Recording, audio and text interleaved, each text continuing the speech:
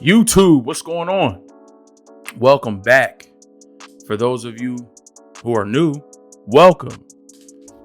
This is Mose Knows, and I am your host, Mose. Today, we are on episode 21 of the team-specific mock draft series. I will be your resident GM for the Indianapolis Colts. We're going to go through, we're going to make some picks. We're going to see if we can improve this team, see what this 2021 rookie class looks like for the Colts. Let's get right into it. Let's get it popping. We're going to select the Colts. We want all 7 rounds, and we want to go fast.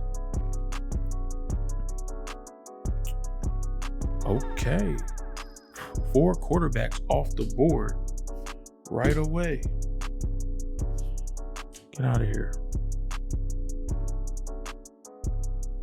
See, I talked about that in my last mock draft for the Bears. Caleb Farley would be a good option. Now I went Tevin Jenkins because he was available, but Tevin Jenkins wasn't available. So they take Caleb Farley. That's a good pick. That's a solid pick right there. I cannot be mad at that. But we're here for the Colts. We are on the clock here at 21. Needs are offensive tackle, corner, wideout, which I don't agree with, interior defensive line, edge, linebacker, tight end, quarterback, obviously not anymore, and safety. So what can we do? Where can we go with this team?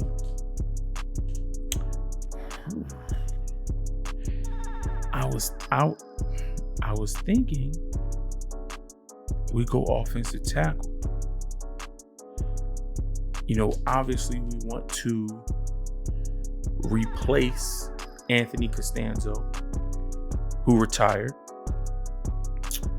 I believe that the Colts have one of the best, if not the best, offensive line in the National Football League.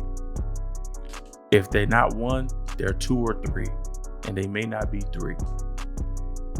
So it's always an option to upgrade that position, to replenish that position and remain at the top of the league in protecting the quarterback. But edge is in need, and there's some really good edge rushers on this board right now. Jalen Phillips is here. He had an outstanding combine. Now, the question with Jalen Phillips is going to be, is he serious about football? He's another one of these players who, for a while, stepped away from the game. Just quit. Didn't want to play anymore. Had some things going on. Got to do more research as to what it is. Not going to speak to it because that's personal. That's to him. But he did come back. Obviously, he's showing you that he's in great shape. He's a great physical specimen. When I look at him playing at the University of Miami, his build, the way he plays the game, this is probably a crazy comp. And I'm not saying that he is or he will be, but I get glimpses and he reminds me of a young Jason Taylor. So he's definitely an option. Azeez Ojulari is an option. Kwity Paye is an option. Jason Owe is an option. Jason Owe, 6'5", 6'6", ran a 4.3. I think his 4.3, his 40 was faster than his teammate Michael Parsons. I think Parsons ran 4.38. Jason Owe ran 4.36. Like, what? Crazy. So do you go for the tackle here, or do you go for the edge rusher here? I don't think you can go wrong with either, but if we're just looking at the rankings of the tackles and of somebody like a Jalen Phillips being available, or an Azeez Ojulari being available, or a Kwity Paye being available, I think you snag one of these guys and put them in your defense, and you can get a tackle later on. I'm gonna let you into my thought process. I kind of wanted to go tackle first. Like if Tevin Jenkins was here, I was gonna go Tev. I could go Sam Cosmi. I really like Liam Eichenberg. I think Jalen Mayfield would be a great option. James Hudson is also a good option.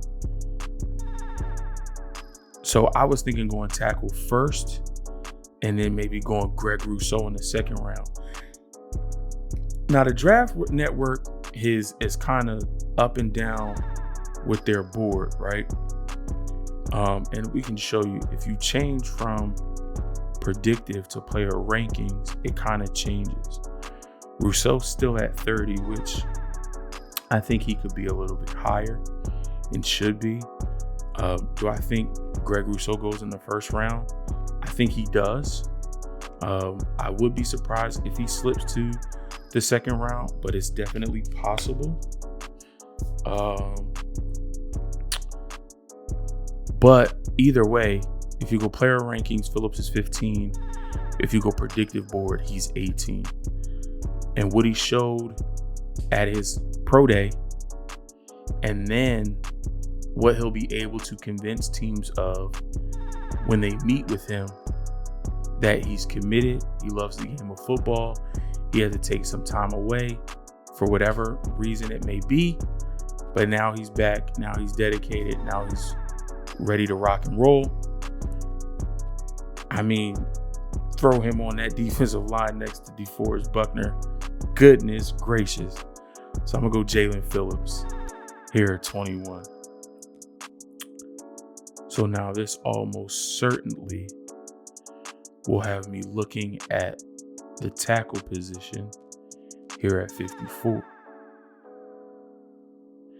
And it looks like a lot of those guys did come off the board. But Brady Christensen from BYU is still here. He's an option. I think James Hudson is not getting the proper respect. Let me see what his ranking changes to. He actually goes to 129.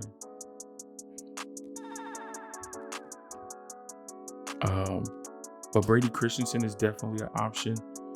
Like I said, James Hudson is higher than this, and I think he'll be drafted higher than this. Walker Little is somebody you can look at in the later rounds. So is Adrian Ely. But I'm going to go Brady Christensen from BYU to fill that tackle void for us. And that's another beauty about the draft. I wanted to go tackle first and then Greg Rousseau in the second.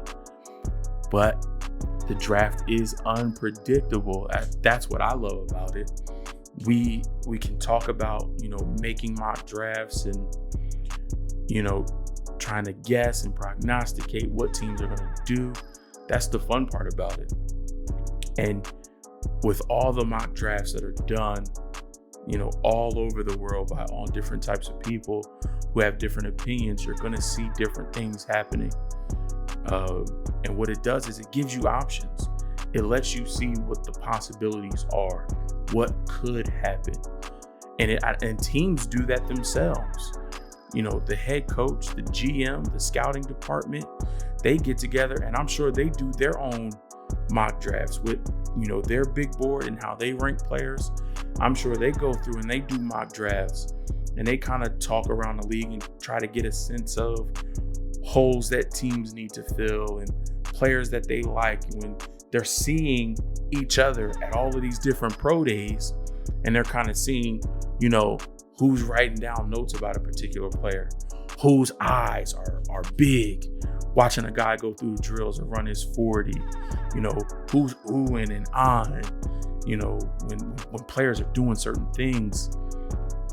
I'm sure that they take notes of all of this, and teams are doing their own mock drafts to give them a sense of what could possibly happen so that they have a plan A, B, C, D, E, F, G, because the draft can get absolutely crazy. And that happened That happened to us in this draft. The plan that we went in with, it got changed a little bit, but that's okay. All right, we're back on the clock here in the 4th round. We did not have a 3rd round pick. So looking at the tackles who are here, Walker Little, Adrian Ely still available, but I'm glad we got Brady Christensen when we did out of BYU, because we didn't have a 3rd round pick to, say use that 2nd round pick on somebody else and then maybe try to get a tackle in the 3rd. I'm so glad we did that. We kind of just changed what we wanted to do. Instead of going tackle edge, we went edge tackle. So wide receiver looks like a need. Let's see. My guy Seth Williams is here. Daz Newsome. Okay. Corners in need. Let's see. Rodarius Williams is here. Marco Wilson from Florida is here. I like that. Okay. All right. Let's see what else. Linebacker.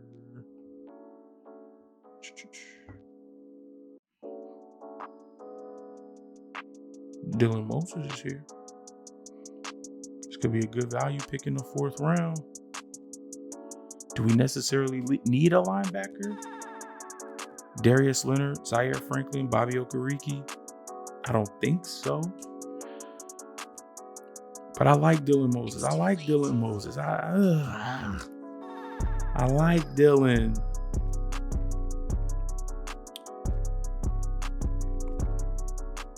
Safety possibility, maybe.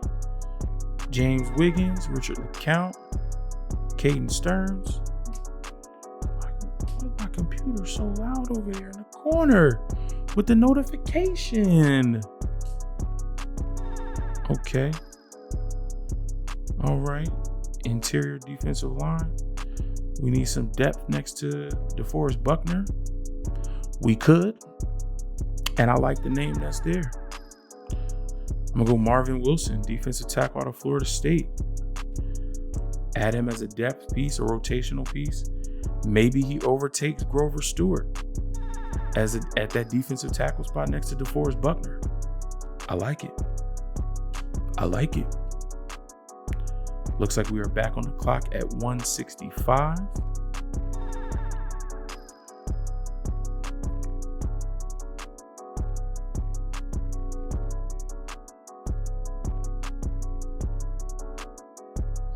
Of course, Dylan Moses is gone. Corner, we still got Kerry Vincent Jr., Bryce Thompson, Shakur Brown, Diamador Lenore, Rashad Wildgoose, Thomas Graham.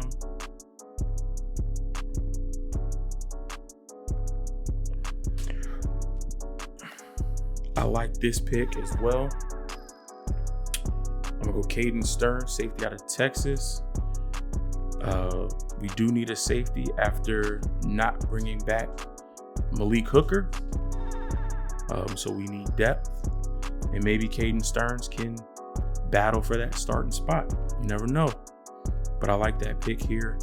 5th round, 165.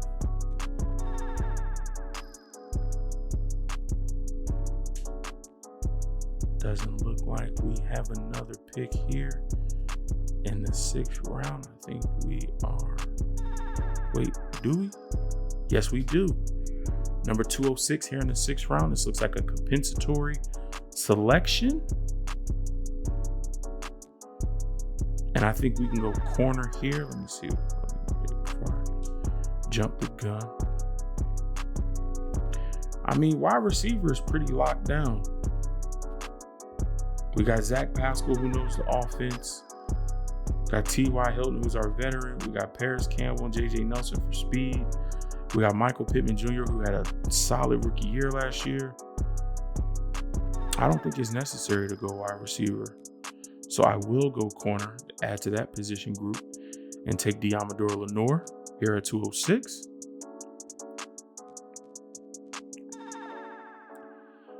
Moving right along. Do we have a selection in the 7th round? Yes, we do. Pick 248 is coming our way. right about now.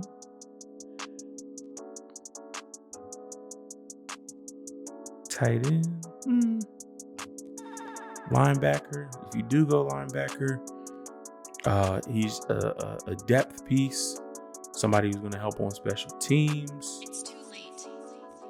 Quarterback. Again, we made that trade for Carson Wentz, so that is not a necessity for us. Let's see, best player available. A lot of wide receivers.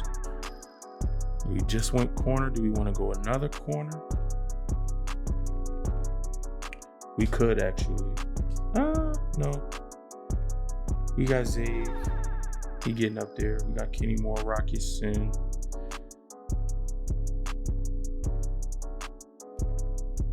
Yeah. I mean, we could. I don't think it's necessary.